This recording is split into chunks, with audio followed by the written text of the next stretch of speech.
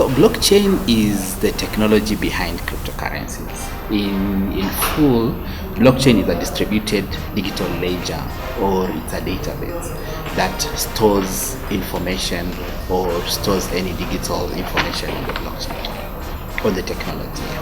So now, so cryptocurrencies now, these are digital assets which are built on the blockchain. And the first cryptocurrency was Bitcoin. Bitcoin was invented in 2008 and launched in 2009. And this opened doors to this revolutionary technology called blockchain. So once Bitcoin was launched, then the blockchain, or this now revolutionary technology, came to be after Bitcoin launching.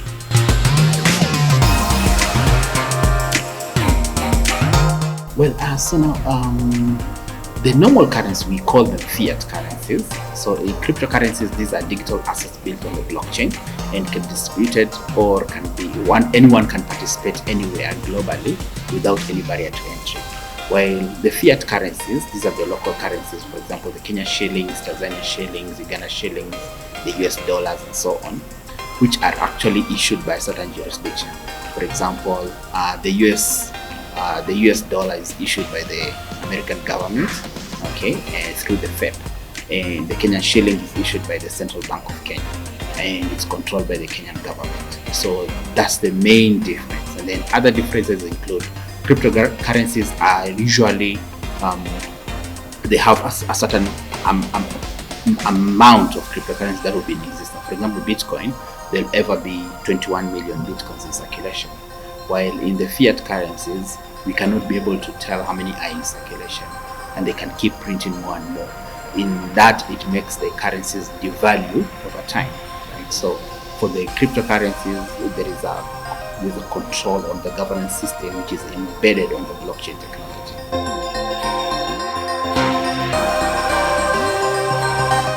These are marketplaces, or digital marketplaces, where users or participants of crypto can come and buy and sell these digital assets. They can participate also in trading or exchanging of these currencies back to the fiat currencies. And there are quite a number of exchanges globally.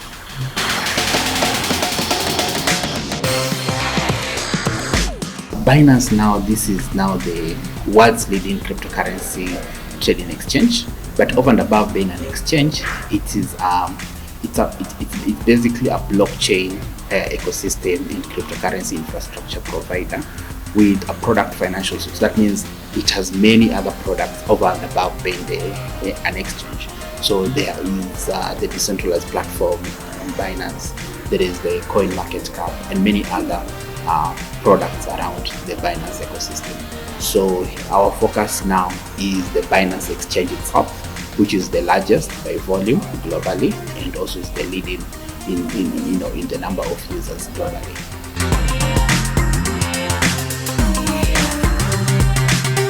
So Kenya is a very interesting market globally, and Kenyans have really adopted technology in a very in a very interesting way, because if you check back in 2005, even before Bitcoin came into place, Kenya had already started things to do with the mobile money, which was M-Pesa.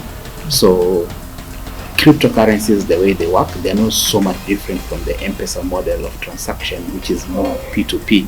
It's only that M-Pesa has a central body in between, which is now Safaricom. But cryptocurrencies are just decentralized, right? And people can exchange them between themselves easily. So Kenyans transitioning to that, it's not so complex for them, it's easier. And of course, the adoption rate in Kenya is higher compared to many other countries in Africa. So Kenyans, of course, have found more into this technology, just other than just trading and making money, but also building solutions on the blockchain and selling these solutions globally. There's other products they have participated in, including the NFTs, which are non-fungible tokens, and many other things Kenyans are trading on.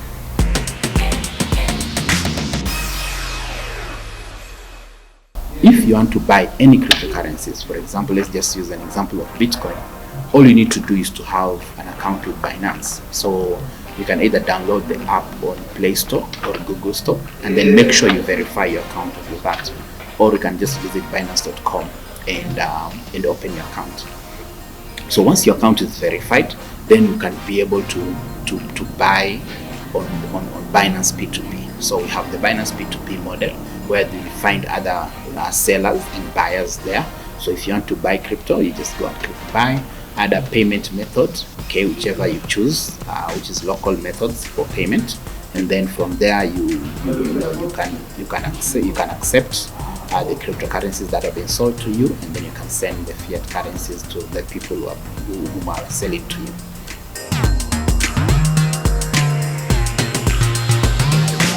Binance was started in 2017, and that was in July. And this year, July, we have celebrated our 5th year anniversary. And these 5 years of Binance in existence, we have seen tremendous growth in the user adoption. So Binance, what it has done, it started as a spot exchange, but later, it transitioned to a whole ecosystem of enabling people to buy crypto using their fiat currencies. So by that, it has really helped people, convert their fiat currencies to cryptocurrencies and vice versa. So giving users those solutions and also providing users with different options of trading has given Binance a very good edge and is one of the most preferred exchange by most of our traders globally.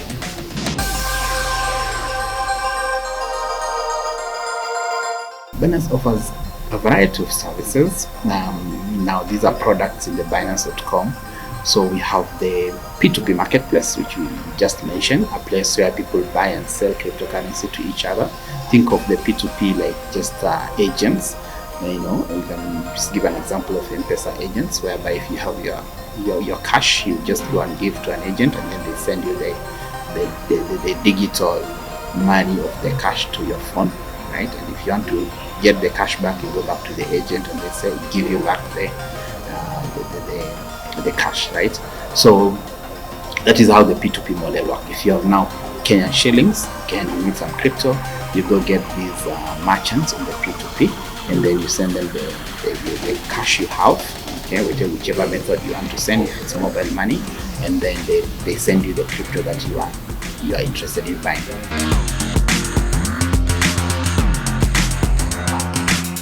Number one, anyone who has an account with Binance, they have to go through a thorough KYC process.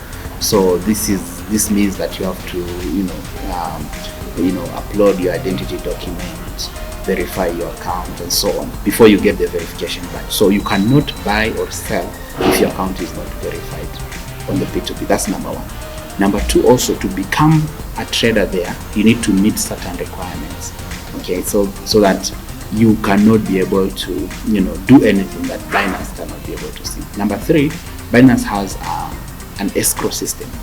So this is whereby if, let's say, I show interest of buying a certain crypto to you, the crypto that I'm showing interest, let's say it's for worth 10,000 Kenyan shillings, they are held by the exchange. Okay, you won't access them now during the period of trading. So if I send you the 10,000 shillings, and then you need to release my crypto. So what happens, Binance is holding them, and then once I confirm I have paid you, those crypto will still not come to my wallet until you confirm that you have received the cash. Now if let's say you don't confirm, so you have the Kenyan shillings but you don't have the crypto that you're supposed to be paying me, Binance is holding them. So I can now raise a dispute on Binance and give them proof that I have paid you. Please release my crypto. So Binance will just check, they will contact the person who is selling and confirm if they have received the funds, and after thorough verification process, then those funds will be released to my wallet. Spot trading, this is a product whereby people can hold their cryptocurrency. So if you buy crypto, let's say you buy Bitcoin and you want to hold it for a while, you can hold it on the spot wallet of Binance. So spot wallet is a place also you can convert it to another currencies and so on. You can also trade as well. Maybe you need to hold it, and if prices appreciate, you can sell. That is where the spot trading happens. And many other products, including NFTs, we have futures and margin trading. We also have another interesting product called Binance Earn. So Binance Earn, this is more of a savings product which helps the currencies or the cryptocurrencies that you hold earn for you. So this is an example of, let's say you're holding Bitcoin in the Binance exchange. Instead of leaving it there to just wait for the market to correct or market to go up, you can lend it to the exchange. So what the exchange will do, it will use it for liquidity, and then it will be giving you a certain percentage of the fees to the exchange, to you. So you'll be earning some interest sort of.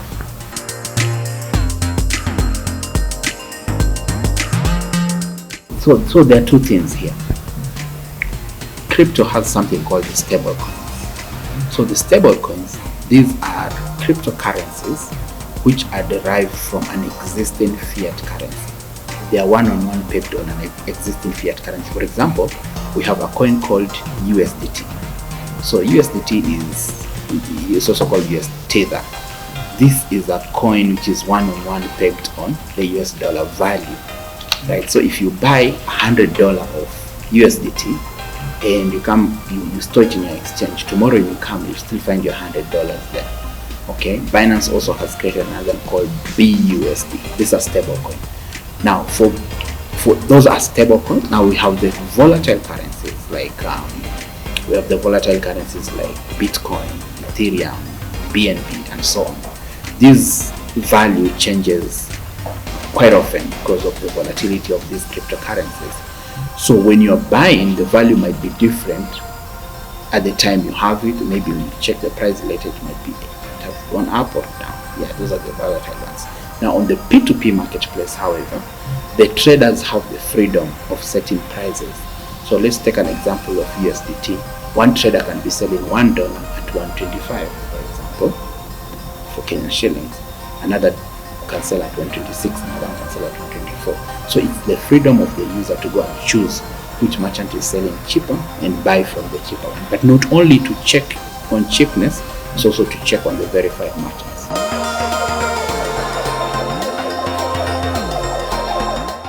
These are leveraged products.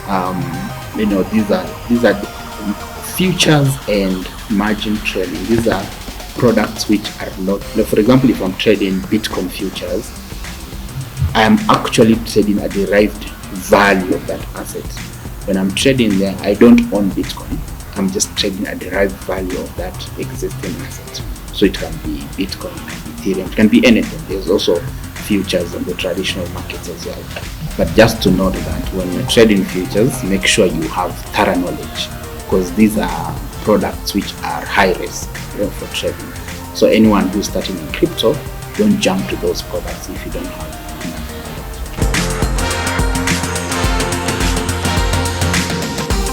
So the minimum amount or the maximum amount you need is knowledge. Okay, so usually crypto does not have the way of thinking whereby you need this amount to start. Okay, anyone can open a crypto account and can buy crypto as little as 100 shillings anywhere, right? But it's not about I need this amount to start. You need knowledge, right? You need to understand what you're doing. You need to have a knowledge of exactly what are you investing in. If you're investing, if you're trading, what are you trading in? If you're exchanging value, what are you exchanging in? If you're buying to send, for example, crypto is not about just trading or getting profits, right? If I have my Binance account and maybe I have my friend in Canada who has their Binance account, I can send them crypto and easily, quickly, and they can exchange there. All they need to know or understand is how do they convert to local currencies in that region.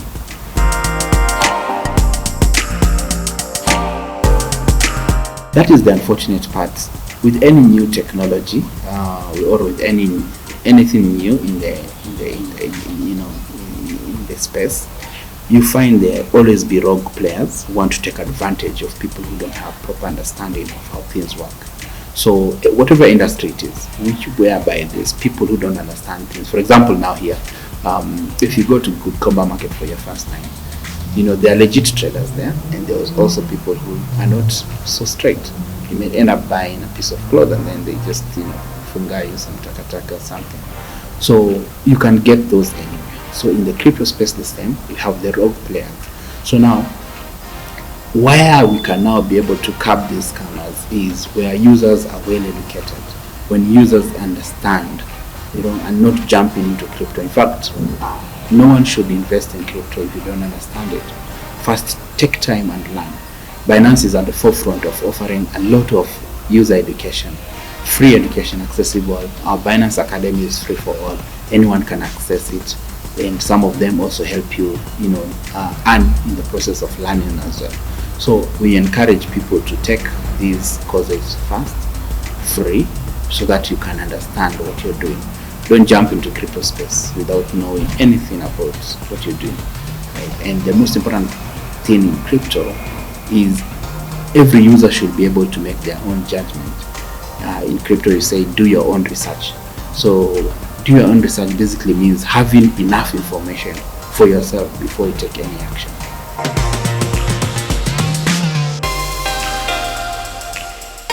Number one, CBK, which is central bank digital currency.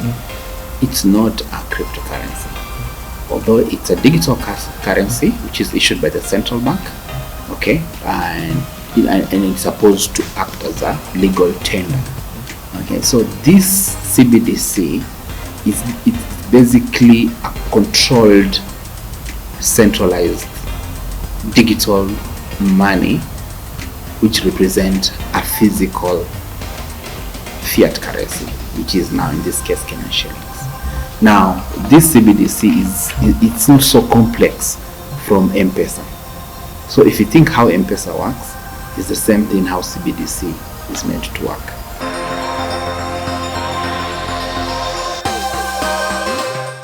Well, crypto is now it's now over 13 years since inception, and with this it means that and it's growing tremendously. It started with just 1%. Right now it's like 6% of the global population that is in crypto.